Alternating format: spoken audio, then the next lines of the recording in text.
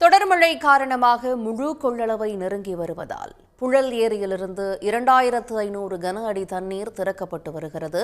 இதனால் கால்வாய் ஓரங்களில் வசிப்பவர்கள் பாதுகாப்பாக இருக்குமாறு திருவள்ளூர் மாவட்ட ஆட்சியர் அறிவுறுத்தியுள்ளார்.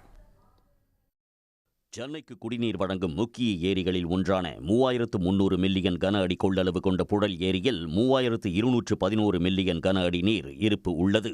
21.2 அடி உயரம் கொண்ட புழல் ஏரியில் நீர்மட்டம் 20.86 அடியாக உள்ளது. ஏரிக்கு 5400 கன அடியாக இருந்த நீர்வரத்து 2431 கன அடியாக சரிந்துள்ளது. தொடர் மழையால் ஏரி முழு கொள்ளளவை நெருங்கி வருவதால் பாதுகாப்பு கருதி புழல் ஏரியிலிருந்து வினாடிக்கு 2500 கன அடியாக திறக்கப்பட்டு வருகிறது.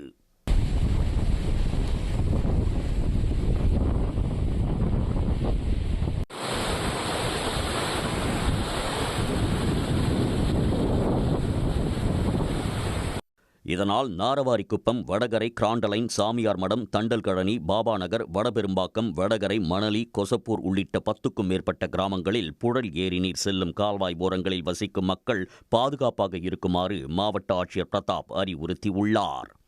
விழுப்புரம் மாவட்டத்தில் செஞ்சி, வல்லம், அனந்தபுரம் உள்ளிட்ட பகுதிகளில் பெய்த கனமழை காரணமாக சங்கராபரணி ஆற்றில் வெள்ளப்பெருக்கு ஏற்பட்டுள்ளது. இதனால் விடூர் அணை வேகமாக நிரம்பி வருகிறது. 32 அடி கொண்ட விடூர் அணை தற்போது 29 அடி நிரம்பி உள்ளது. இதனால் பாதுகாப்பு கருதி அணைக்கு வரும் 4500 கன அடி தண்ணீர் அப்படியே வெளியேற்றப்படுகிறது.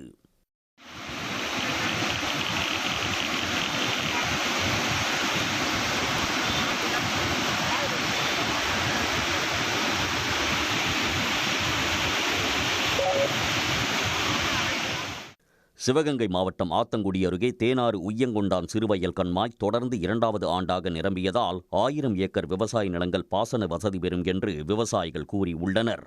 இந்த தேனார் இப்போ உய்யகொண்டாயில நிறைஞ்சு இந்த தண்ணி போறது ஒவ்வொரு கம்மாய்க்கும் போய் அடுத்தடுத்த கம்மாயிலேருந்து அடுத்தடுத்த ஆறுல போய்கிட்டு இருக்கு.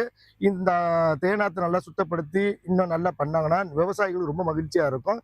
இந்த பருவமழை பெஞ்சு இப்போ கம்மா ரொம்பினதுனால எல்லாரும் விவசாய பணிகள் துவங்கி ரொம்ப இதாக இருக்கும். நாங்கள் ரொம்ப சந்தோஷமா இருக்கோம். தேனாறு உய்யங்கொண்டான் கண்மாயை நம்பி விவசாயிகள் விவசாய பணிகளை துவங்கி உள்ளனர். தடையின்றி அனைத்து கண்மாய்களுக்கும் நீர் சென்று சேர கால்வாயை தூர்வார வேண்டும் என்றும் விவசாயிகள் கோரிக்கை விடுத்துள்ளனர். உடனுக்குடன் செய்திகளை தெரிந்து கொள்ள சன் நியூஸ் பெல் ஐகானை கிளிக் பண்ணுங்க.